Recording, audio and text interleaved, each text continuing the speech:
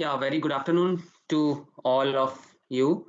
Today we're going to discuss about the overview of geospatial technology for hydrological modeling, its application in flood peak estimation and hazard vulnerability assessment. So first, let me tell you a brief idea. All of you must be aware about the hydrological cycle, but it's mandatory to start with that only.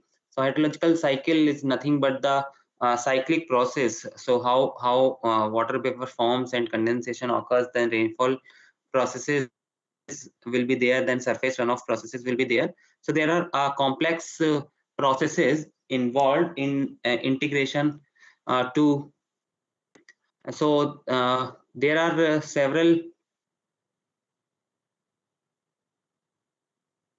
forms of the steps or milestones of the hydrological cycle, like precipitation, snowmelt runoff, interception, soil moisture, evaporation, and runoff.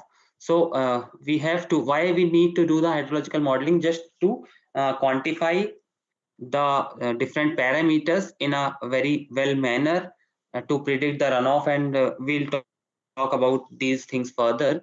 So let me tell you about the crisp of this lecture material. So basically the modeling has to be done because to predict the runoff quantity, and of course the this has been done because of some reason. So here is the reason is the flood.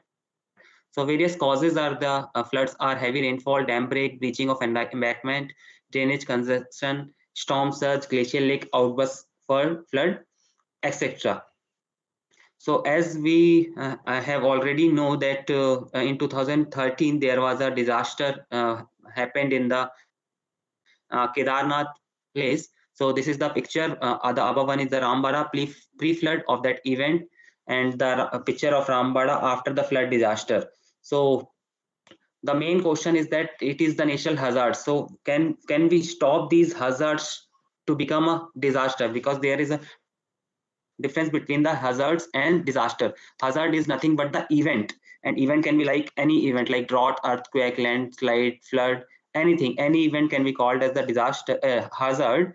But when it comes with the comes to the vulnerable area and the risk is involved, and then risk has taken place, then the integrated things we can call as a disaster. So the main thing is that can we stop these disaster, or we can predict these disaster, or we can manage, can we manage or mitigate? So we can of course predict. We can't stop these disasters. We can predict and we can manage and mitigate, but the gap areas are like communication, real-time information. So extent of the hazards or damage happened, road connectivity, day-to-day monitoring, all alternative routes for the rescue and relief. These things can be very well planned. How to plan these things? So there is a answer to that query is the hydrological modeling.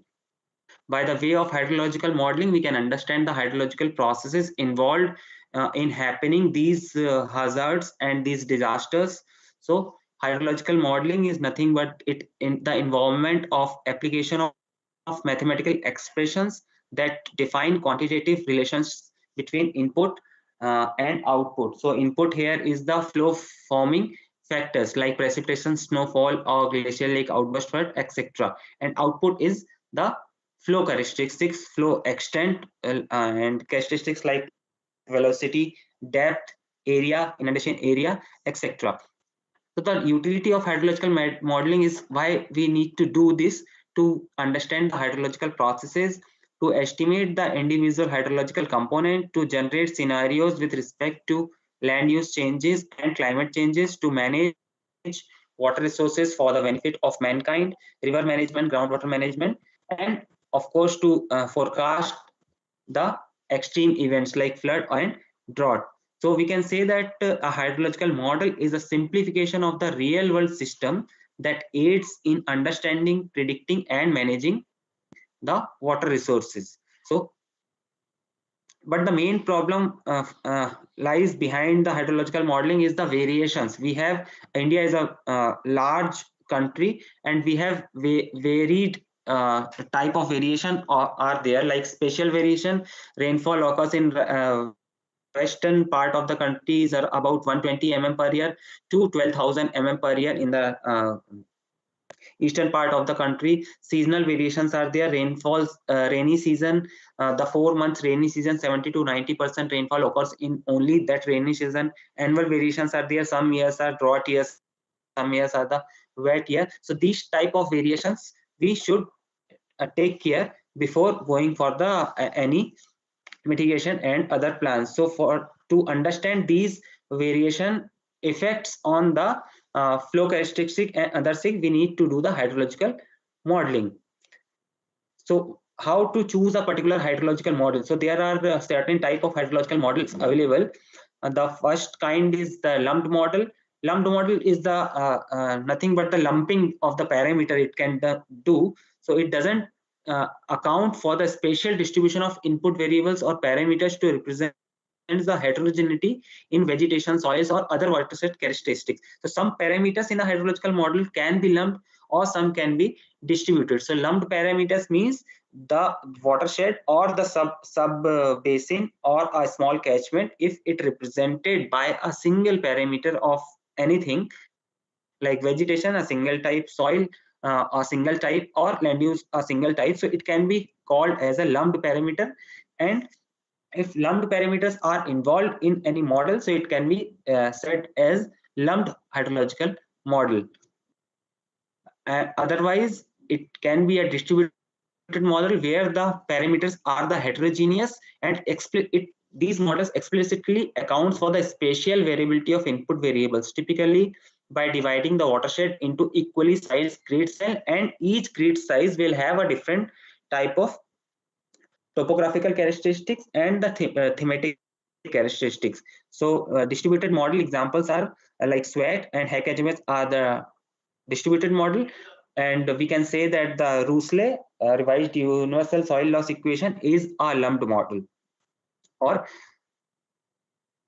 certain different type of models are also available, like empirical model and physical models. Empirical models are based on a simplified experimentally derived relations such as linear regressions, etc. So Rusle or SES curve number method, Rusle is an empirical method and SES curve number method is a physical model. That model derived from equations describing conservation of mass, momentum, or energy. And there are certain different other categories like event based model or continuous time scale model.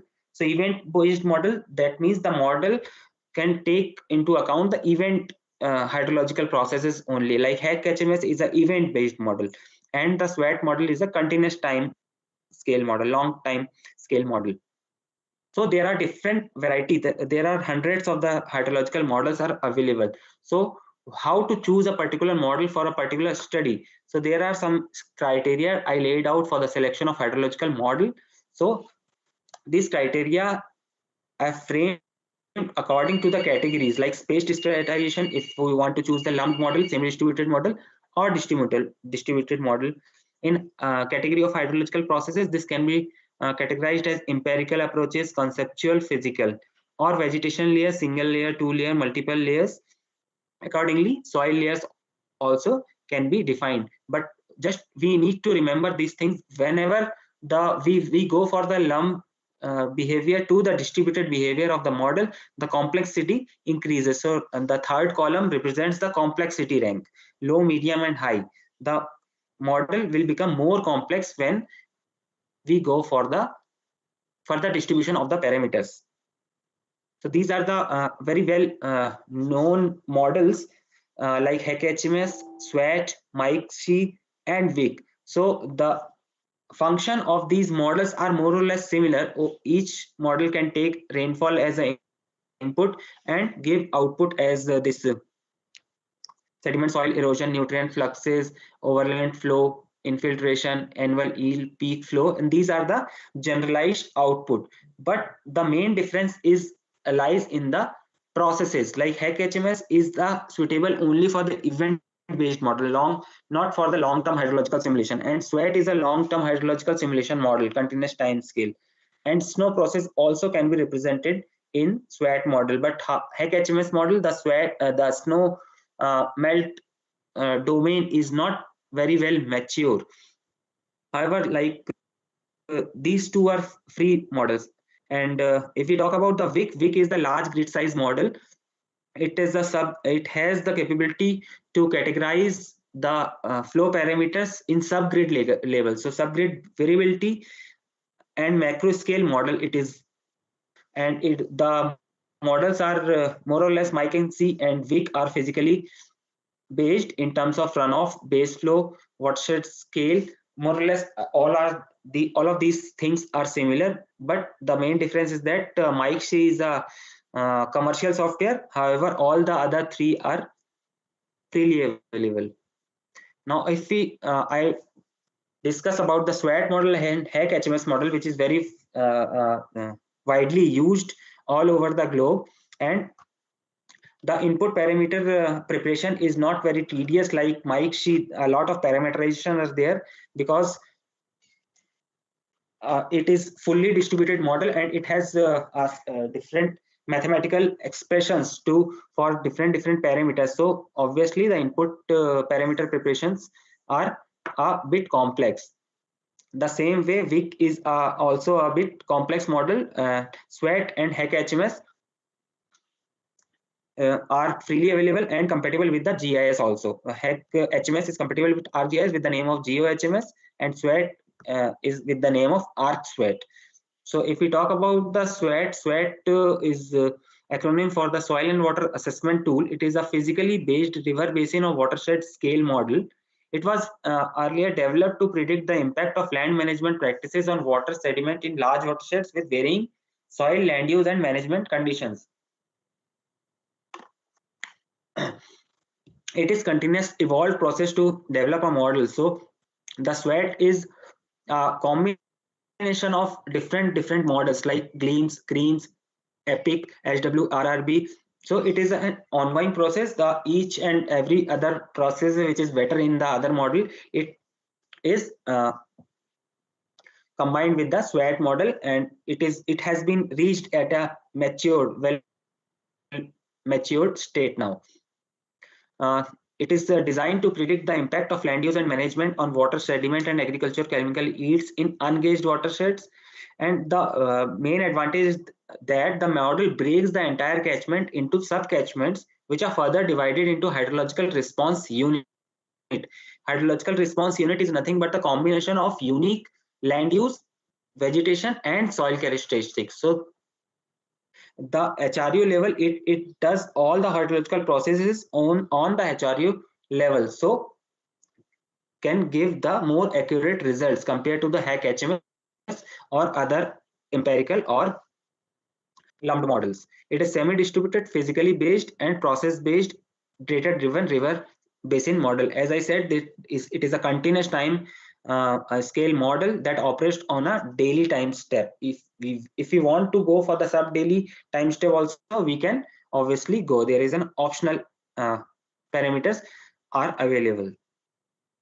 This is the public domain software, and it can be searched at SWAT Texas AMU website.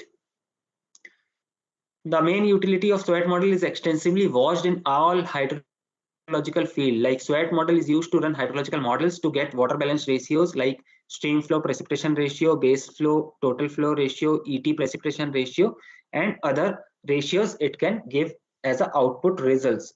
And it provides maximum upland sediment yield also. There are several modules are also available in SWAT, like reservoir modules, the snow melt runoff modules, and other modules. So it can be used in different ways, and quantifying the impacts from land use changes on the runoff and modeling the long-term impact of management practices also can be done.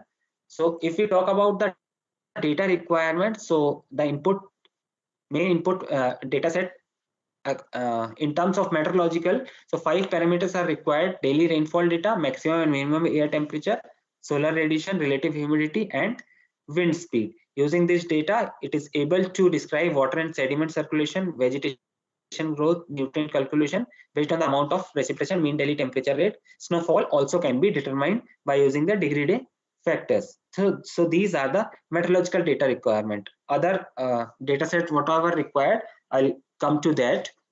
So this is the overall model framework. We have the input in one side hydrological parameters, meteorological parameters, digital elevation model, and land use land cover maps. When these input parameters go to the SWAT model, the output can be generated as surface runoff, evapotranspiration, total flow, infiltration, and a lot of parameters it can give as an output.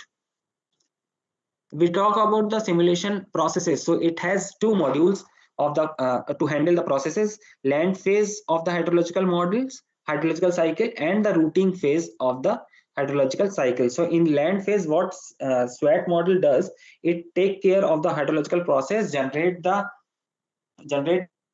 grid based output like soil moisture, infiltration, and runoff or other flow characteristics. And in routing phase, it routes that generated runoff to the common outlet of the watershed, that is the single draining point. So calculation of runoff volume, how it does, basically it uses the SCS curve number method for the calculation of runoff. SCS curve number method is the formula, I can read it. Q is equal to P minus IA. IA is the initial abstraction. P is the rainfall whole square divided by P minus IA plus S. S is the surface retention, which is a function of curve number. So we can define S is equal to 25400 divided by curve number minus 254. If anybody doesn't know what is the curve number, so I can tell you curve number is the number which represents the runoff generation potential. So if the curve number is 100 for a particular surface, so the 100% of the rainfall can be converted into the runoff. So the potential of that surface is 100% for generation of the runoff. And so curve number, we can say that the curve number is a function of land use type, soil hydrological group, and AMC condition, antecedent moisture condition. If moisture is more, so runoff generation potential is more. If we replace IA initial abstraction is, we can assume that it is 20% of the total surface retention. So the equation can be converted as Q is equal to P minus 0.2 S whole square divided by P plus 0.8 S. So that's how the SWAT usually calculates the runoff. There are several methods are also available, but this is a widely used method, SCS curve number method. And this is the graph showing the curve number.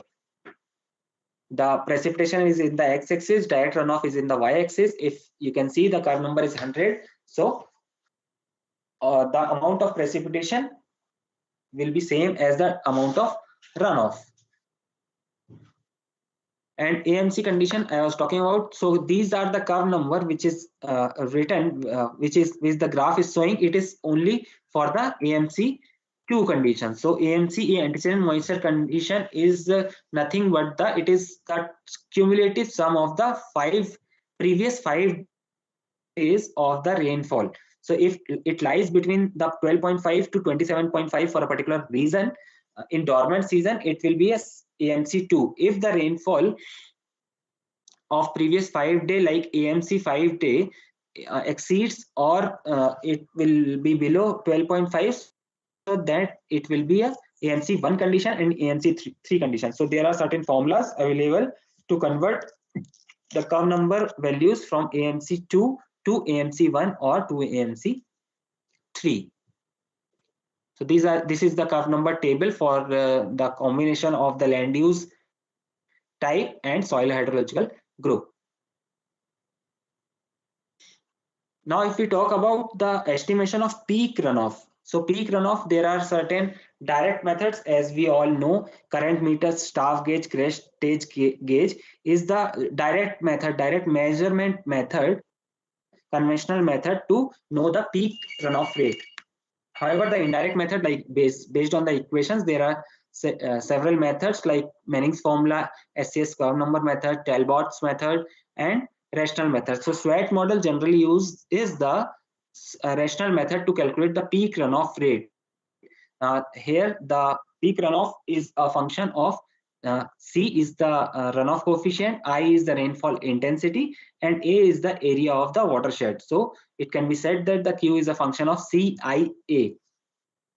And the time of concentration, it can calculate as a subdivision of the categorized way, like summation of the overland flow time of concentration plus channel time of concentration. So with the inclusion of overland flow time of concentration plus channel flow time of concentration, the rational method formula, the conventional rational method was modified as Q peak is equal to alpha TC, that is the inclusion of the time of concentration, Q, and area. One another approach, water balance approach, is also there. It is in the model of SWAT water balance, where the Horton's equation is used to calculate the infiltration. So if the precipitation is less than the infiltration capacity of the soil, then there will not be any runoff. If precipitation is greater than the infiltration capacity of the soil or infiltration rate in the soil, so the difference will give you the runoff. So that's how it balances the water.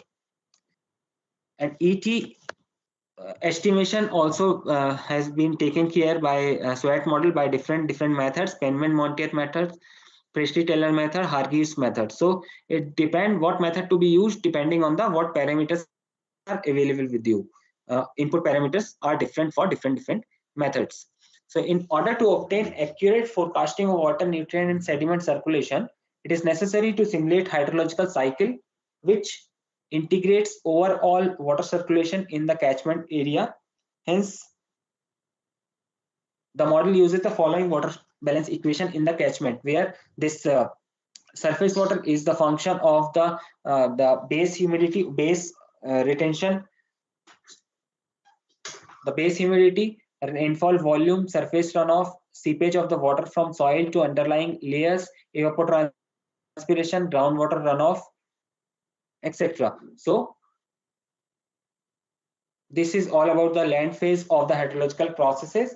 And if we come to the routing phase, so there are several options are available for the hydrological routing, like Muskingum routing method, variable storage method, and also SWAT uses the Manning's equation to define the rate and velocity of the flow.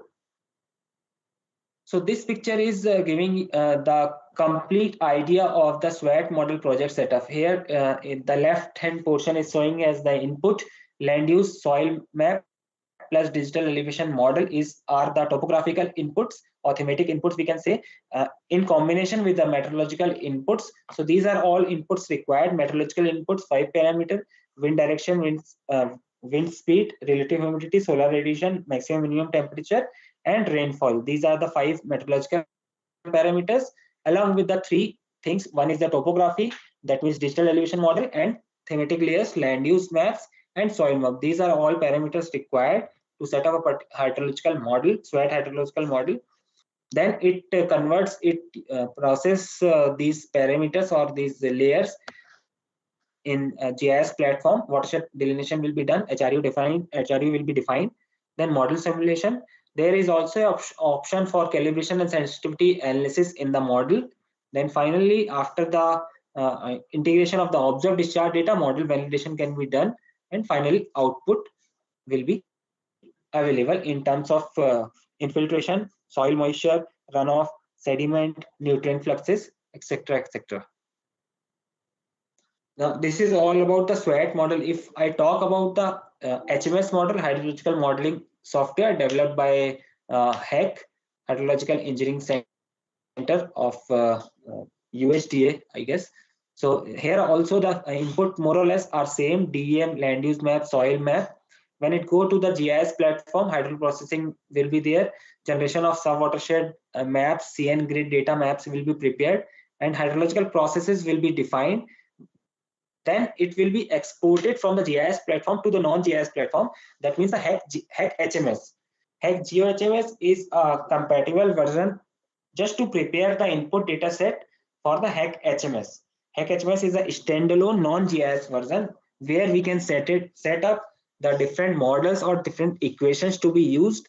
Then meteorological inputs will be there, and the output will be generated. Now, if I talk about what are the geospatial inputs we can provide, so obviously the topographical input elevation layer is required. So elevation layer means the digital elevation model. which can be easily obtained from the remote sensing image. And derivatives also can be prepared, like slope, aspect, flow direction, flow accumulation, drain.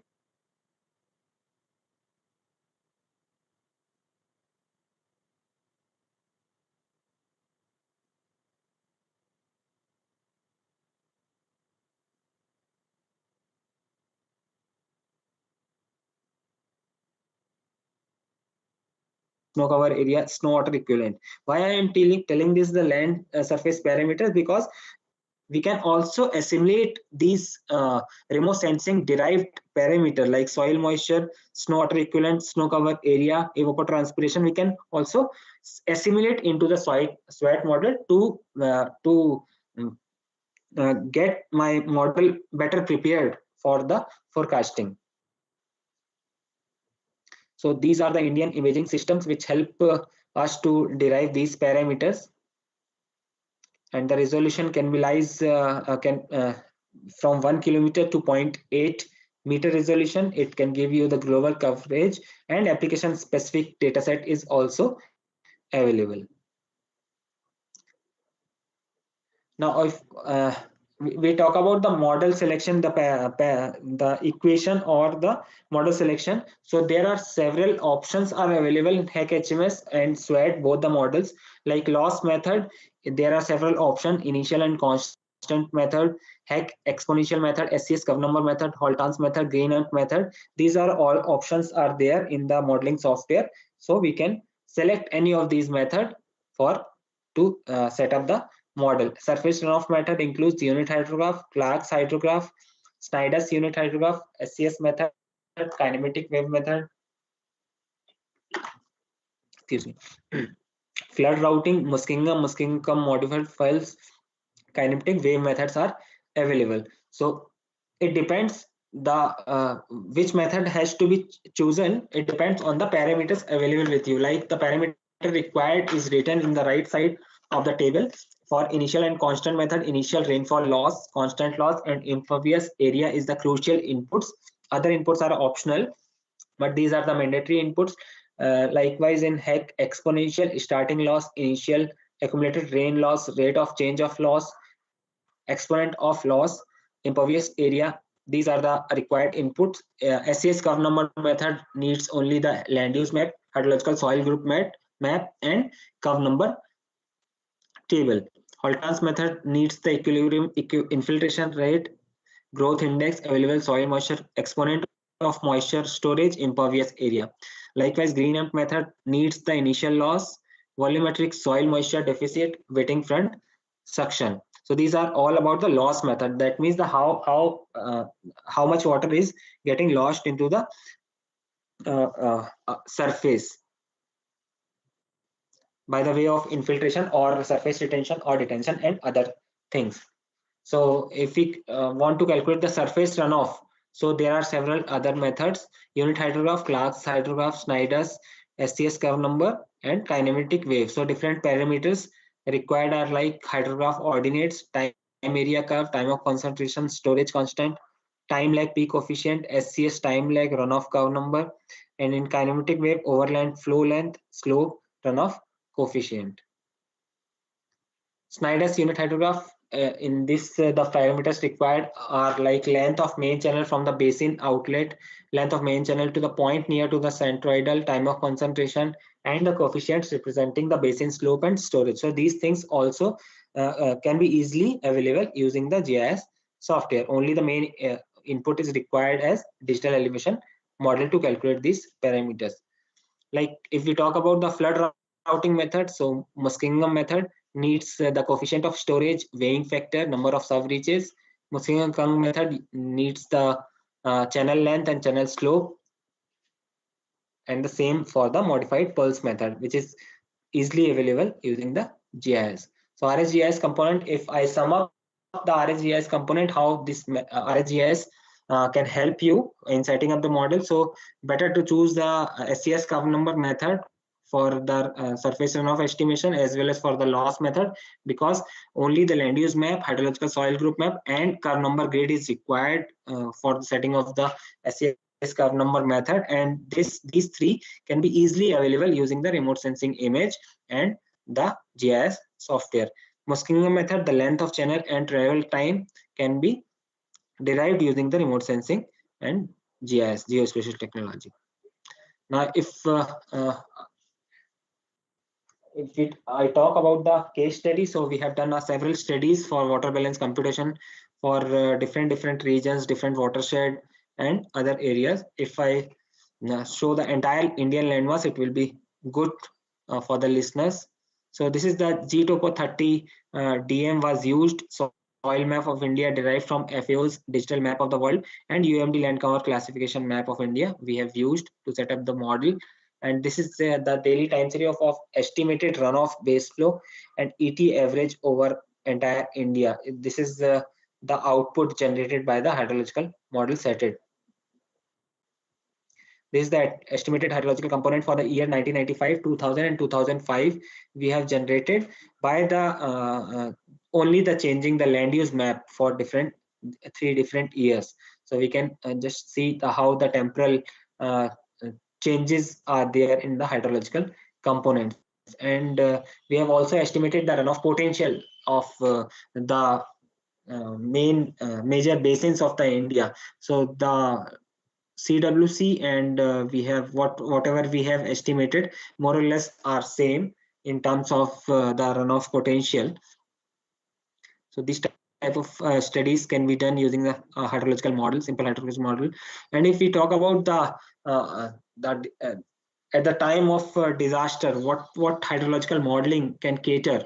So we can quickly set up any hydrological model for the site where the disaster happened or hazard happened, to just estimate the disaster, to assess the disaster, how much disaster has been taken place, what are the vulnerable areas, and how to take the preventive measures or the mitigation measures. So for Kedarnath disasters, the estimated we have estimated flood discharge during this one week after the flood season. So this is the picture showing the damage happened to the Rambada or Kedarnath temple. So this model was set up in the HEC-HMS software in just 1 hour duration. Only the DM land use map and soil map were required, which was available with us. And this is how the output is generated. So the kinematic wave based runoff generation method we have chosen up along with the Muskingum routing method. So this is the maximum peak. It is showing as the 600 around QMAC happened occurred in the afternoon of 16 June 2013.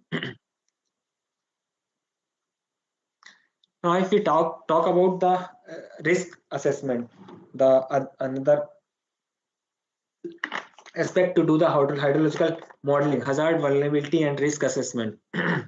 So if we talk about the outline of the risk assessment, what is risk and how to assess it? So first we need to understand what is the hazard, what is the vulnerability, and what is the risk. Hazard is nothing but any event which leads to the disaster or not. It depends on where this event takes place. It is in the vulnerable area or not, and vulnerability defines the exposure of that system which is at risk. So the combining integrated effect, we can say, as the risk is equal to hazard multiplication multiplied by the vulnerability multiplied by the exposure. If we talk about the technical definition, so hazard is any substance, phenomenon, or situation which has the potential to cause disruption or damage to people, their property, their services, or the environment. It is the threat of a stress or perturbation to a system and what it values. Vulnerability is a concept which describes factors or constraints of an economic, social, physical, or geographic nature which reduce the ability to prepare for and cope with the impact of hazards. It represents the degree to which a person or a system or a unit is likely to experience harm due to exposure to perturbations or stresses. So we can categorize the vulnerabilities like hazard specific. So there are different hazards like drought, flood, landslide, earthquake, So hazard specific vulnerability can be defined or setting specific. This is concerned with the prevailing socio-economic arrangements of the area. And the risk is the probability that negative consequences may arise when hazard interact with vulnerable areas, people, property, or environment. It is a concept which describes a potential set of consequences that may arise from a given set of circumstances. If this happen, then this will happen. Like this, it is a conditional probability and magnitude of harm attendant on exposure to a perturbation or stress. So we can say that the risk is a combination of interaction of hazard, exposure, and vulnerability, which can be represented by the three sides of the triangle. If any one of these sides increases, the area of triangle increases. Hence, the amount of risk also increases. If any one of the sides reduces, the risk reduces. If we can eliminate one side, then there is no risk. If you delete exposure of, or if you delete vulnerability of your, if you delete the hazard, so there will not be any risk. So how remote sensing can help to assess the hazard, vulnerability, and the risk. So the remote sensing data requirements for flood and cyclone disaster management. So a large swath image is shown at the left side. This is the pre-flood condition, and the right side of the image is showing the flood condition. So a large swath for the flood condition to observe at larger scale, a large swath image is required. Like we have used WIFs, wild field sensors data, where the swath is 810 kilometers and special resolution is 188 meter. So we can't see the damage in much detail, but we can see the extent of the damage happened. Then for the detailed studies, we can choose different resolution images, like high temporal resolution and large swath, medium temporal resolution, large swath, low temporal resolution, limited swath, low temporal resolution, very limited swath. So whenever we go for the higher spatial resolution, so the temporal resolution might be less, and the location specific information we can get. So this can be said as the global to local method. And these are the list of sensors which we can use for the flood and cyclone disaster management studies or analysis of the damage happened. So WIFs, AWIFs, LIS3, or PAN. So you can see the resolution is getting decreased from 188 meters to 5.8 meters, and swath is also in comparison decreasing. Revisit frequency, if we talk about the revisit frequency, so this IIRS 1C, IIRS P4 resource set images, they more or less daily coverages are there. If we can combine the different data sets for from different sensors, so data availability is within few hours after acquisition. You can see the in the red band, this is the pan image of the red band. Flood inundation area is appearing as the grayish nature. However, in infrared band, it is appearing as the dark. So this is the image. All weather. Yes, this is the IIRS data of the same day, 10 July 2002, when the weather is very cloudy, and we wanted to assess the damage happened due to the flood. But due to the clouds, the optical remote sensing images cannot capture the great details.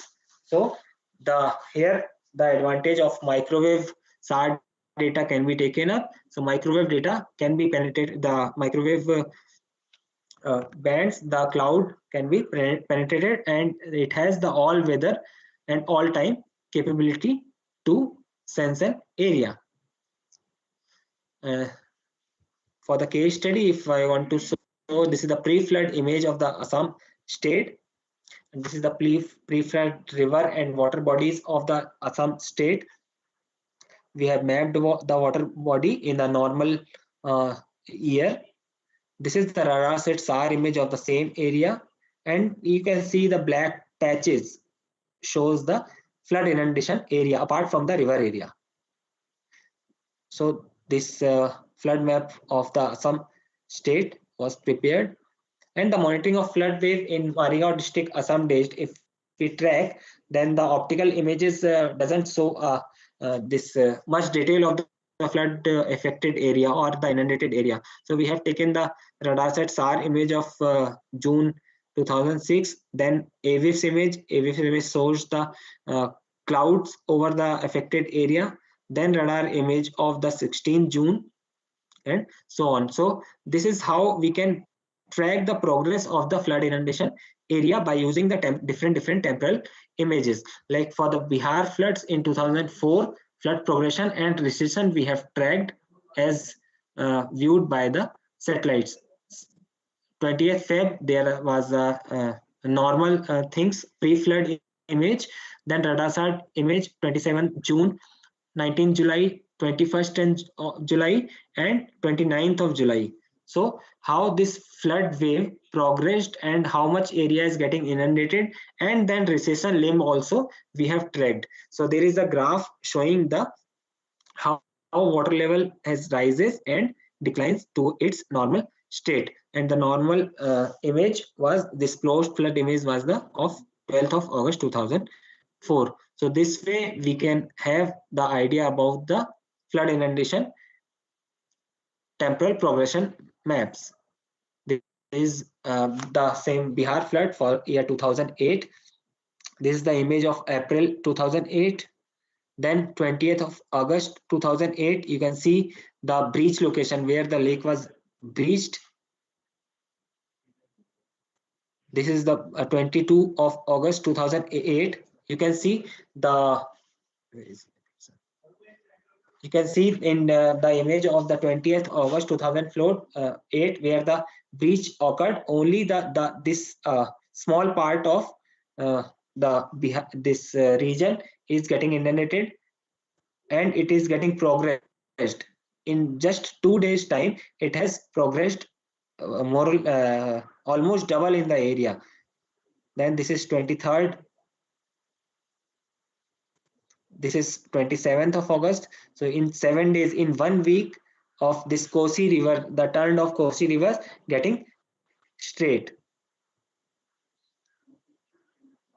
This 29th August, the whole of the area, this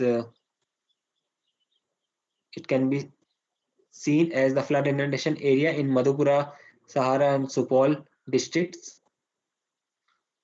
So this was the map prepared for different temporal progression of the image. This was the animation prepared out of these images only.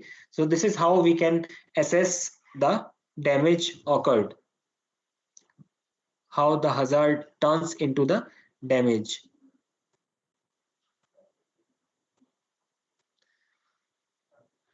There are also a way apart from this, we can track the area over the Google Earth also. Like this is the Srinagar, Uttarkashi and upstream area, which is showing as the temporal images in 2004, 2010, 2017, March and April. So you can see how the river flow, how the water flow is getting progression. So here also we can map. If we don't have any access to the remote sensing SAR data or optical data, so we can use always the Google Earth, which is the freely available data it can provide. We can just download the data and manually digitize the river network and map the inundation area by using the different temporal images. This is the Mandakini river basin up to Rudraprayag. And there is another method, hand tool. This is the height above nearest drainage. This tool uses the different if we have the layer of this river topography, river networks, so we can assign the vulnerable area nearby the area depending on their height. Sorry. So that's why this method is called as the topography based flood prone areas identification using the height above nearest drainage. So the area near to the river is more vulnerable.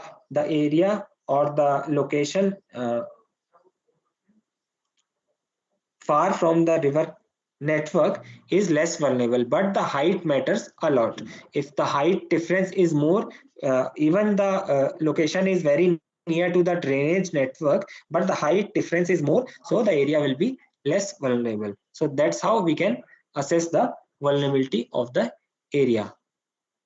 When it comes to the flood damage assessment, so the same example I'll quote: generation of district-wise flood inundation statistics. We can generate the flood layers, and different statistics can be find out based on the number of pixels. When we got the flood inundation area, we can have the count of the flood inundation pixels multiplied by area, so it will give you the statistics of different how much of the area is getting inundated. And by integration of village layer and flood layer integration in the GIS, so we can identify which village or which area, which city is getting affected, and the percentage of the effect. This is the Marigaon district in Assam state, based on the analysis of radar set data of 13th of July 2004.